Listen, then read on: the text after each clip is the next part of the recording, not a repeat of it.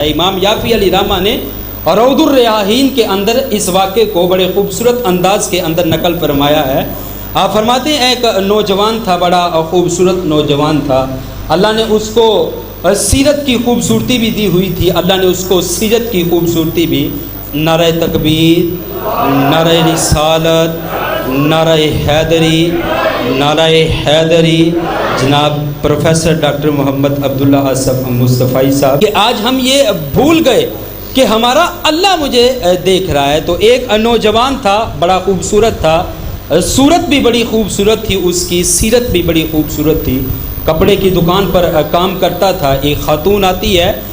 دل ہار جاتی ہے اس پر، اور عنفوان شباب پر وہ شخص تھا، کپڑا خریدنے کے لیے بیٹھتی ہے، ضرورت سے زیادہ کپڑا لیتی ہے،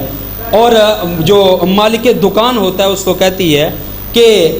کپڑا جو ہے میں نے ضرورت سے زیادہ خرید لیا ہے، اس کو اٹھانے کی سکت نہیں ہے، طاقت نہیں ہے، ہمت نہیں ہے، ایسا کرو اس نوجوان کو میرے ساتھ بھیج دو، یہ کپڑوں کی گٹھڑی جو ہے وہ میرے گھر تک چھوڑ کر کے آ جائے۔ تو مالک دکان جو تھا اس عورت کی نیت سے واقف نہ ہو سکا، اور کپڑوں کی گٹھڑی جو ہے اس نوجوان کے کندھے پر جو ہے وہ لدوا دی۔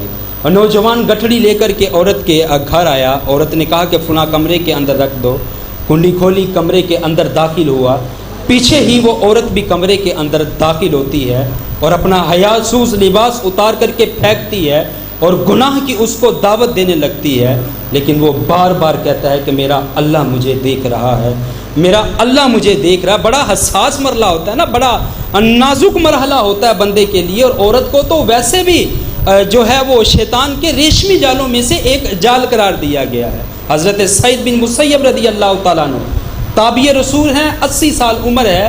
بستر مرگ پر پڑے ہوئے ہیں، کوئی ملنے کے لیے آتا ہے، پوچھتا ہے حضرت بتائیں کیسی زندگی گزر رہی ہے؟ فرمایا کہ اللہ کا شکر ہے، اللہ نے مجھے باطن کا اتنا نور عطا کیا ہے کہ شیطان جس شکل میں بھی آ جائے وہ جو ہے میرے اوپر حاوی نہیں ہو سکتا۔ لیکن بعد میں ایک ٹھنڈی آہ بھر کر کے کہتے ہیں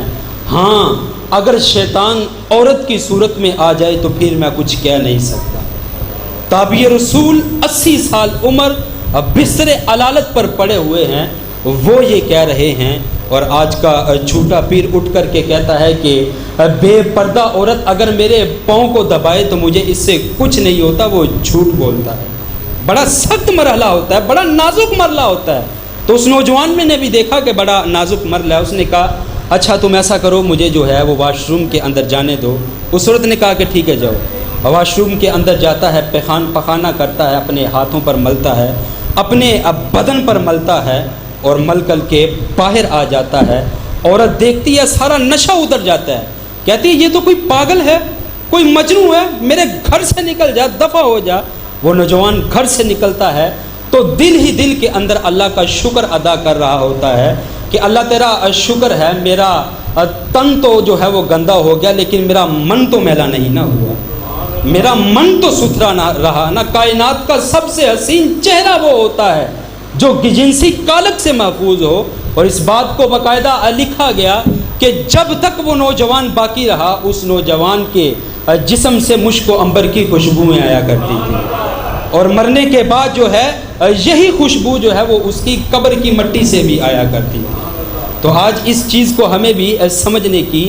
ضرورت ہے کہ ہمارا اللہ ہمیں دیکھ رہا ہے، ہم اپنی زندگی کے اندر آسانیاں چاہتے ہیں تو یہ عقیدہ، یہ روشنی ہمیں اپنے دل کی ایک ایک پرت پر لکھنی ہوگی کہ میرا اللہ مجھے دیکھ رہا ہے، جو کہا جو سنا اللہ اس کو اپنی بارگاہ کے اندر مستجاب فرمائے۔ وما علیہ الا البلاغ المبین۔